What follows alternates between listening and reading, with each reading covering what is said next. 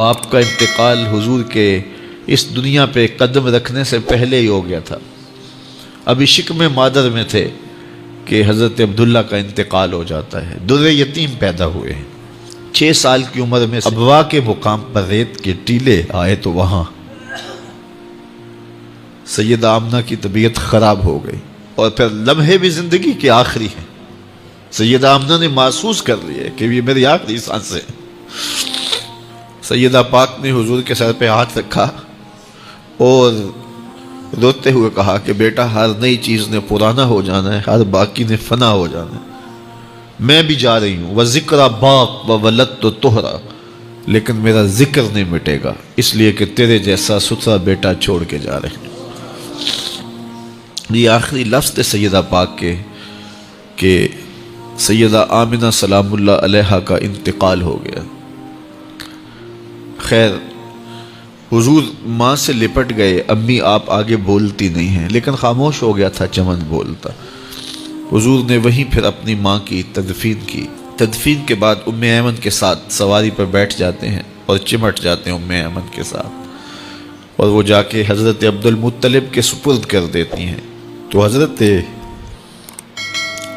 عبد المطلب حضور کو آغوش میں لے کے بڑا روئے، اور ام ایمن سے کہا کہ میرے اس بیٹے کا تم نے خاص خیال رکھنا ہے. اور پھر انہوں نے اتنا خیال رکھا کہ میرے حضور فرمایا کرتے تھے، ام ایمن میری ماں کے بعد میری ماں ہے. 2 سال کے بعد حضرت عبد المطلب کا بھی انتقال ہو گیا.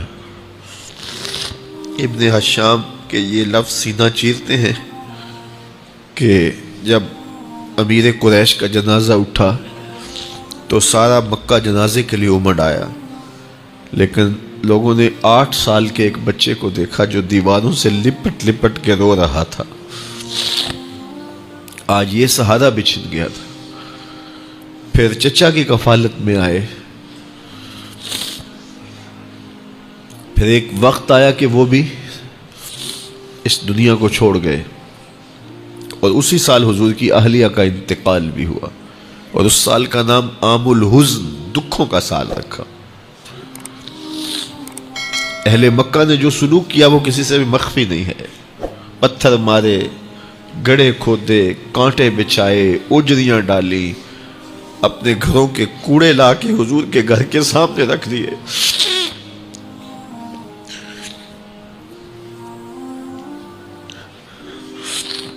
یہ کس چیز کی سزا دے رہے تھے میرے حضور کو؟ میرے حضور علیہ السلام نے پھر طائف کا سفر کیا کہ شاید وہ لوگ میری بات کو سن لیں، لیکن انہوں نے جو دردناک سلوک کیا وہ بھی تاریخ کا ایک انتہائی دردناک باب ہے.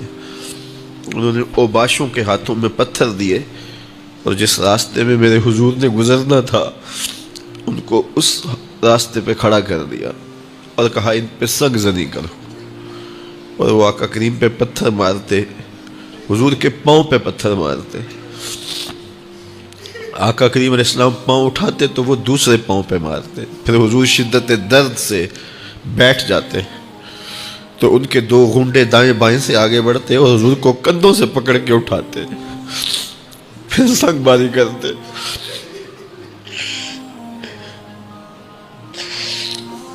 نالین حضور کے خون سے بھر گئے. عذاب کے فرشتے حضور کے پاس آئے کہ اگر آپ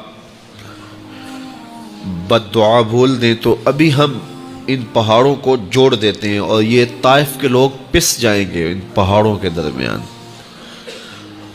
آسمان سے پتھر اتریں گے، ان کے سر کچل دیے جائیں جنہوں نے آپ کو دکھ دیے.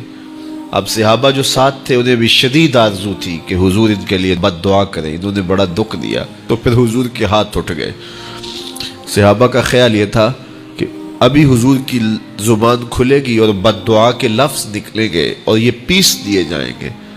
لیکن جب وہ لب کھلے، وہ پتلی پتلی گلے قدس کی پتیاں، وہ لبہائے دور جب کھلے تو لفظ کیا تھے؟ اے اللہ میری قوم کو ہدایت دے دے. یہ مجھے جانتی نہیں، اور کہا کہ مجھے ان کی نسلوں سے ایمان کی توقع